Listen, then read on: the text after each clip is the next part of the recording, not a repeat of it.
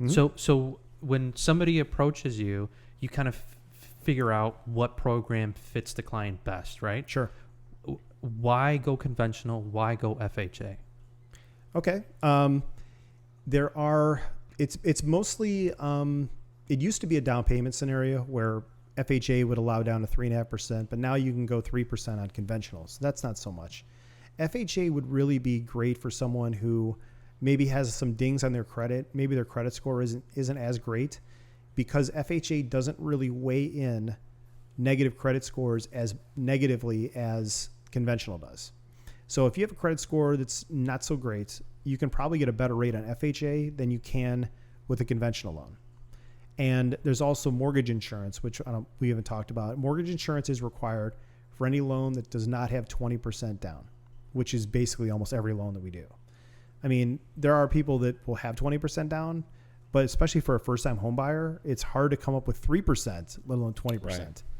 So when we're talking about mortgage insurance, I know there's a difference between FHA mortgage insurance and conventional mortgage insurance, right?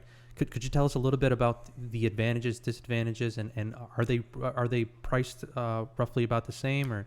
Yeah, good question. FHA, if you're in an FHA program, the mortgage insurance is done through FHA. So you're guaranteed mortgage insurance through that.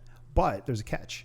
With the FHA mortgage insurance, you have to pay a one-time fee to get into FHA. Think of it as the FHA fee is the cover charge to get in the FHA party. But then once you're in the party, you got to keep buying the drinks, and that's the mortgage insurance every month. So the cover charge, then the drinks.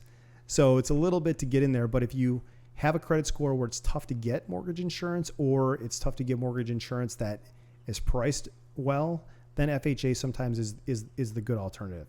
Conventional, you don't have to have the cover charge. It's just come into the bar, but you're still buying the drinks. But, it's like, would you rather go to a bar that has a $20 cover charge and the drinks are $1, or go into a bar where there's no cover charge, but the drinks are $1.50? Right. I mean, you just have to run the numbers. That's a good analogy. You just have to run the numbers. Right. That's what I do. So I will pull everything through, and I'll let you know which bar you're going to and why.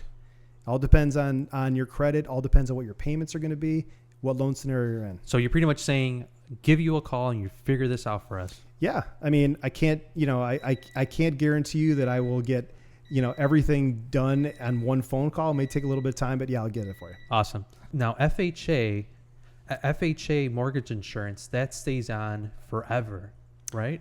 Is that what I? Yes and no. Yes and no. Yes and no. Okay. Could you explain that to me? Because I always thought that stayed on. It does now. If you're in a 30-year loan, it does. It stays on? Yes. It will be on there forever until you sell the home or refinance out of it. Okay. 100% will stay there. Okay. But if you put down, I think it's, off the top of my head, I think if you put down like 10%, then it goes away after 11 years. So if you do the max financing, you do 30 years and you do 3.5%, it's on. It's not going anywhere. You will always have it. And if you do FHA, no matter what, even if on the front end, if you do FHA, if you put 50% down, but you have to do an FHA program just for credit reasons, you have mortgage insurance on it, even though you have 50% down payment. Wow. How about conventional? Is pretty much the same thing? No, conventional mortgage insurance can go away for sure, and it should. And that's another reason why conventional is the way to go if you can. Okay. Once your home gets to, you have a 20% equity position, which means that, you have 20% equity in the home. Once it gets down to that point, you could then contact your bank. And now new regulations over the last year were specified that the bank has to get back to you within 30 days of your request to tell you yes or no, you can get rid of the mortgage insurance.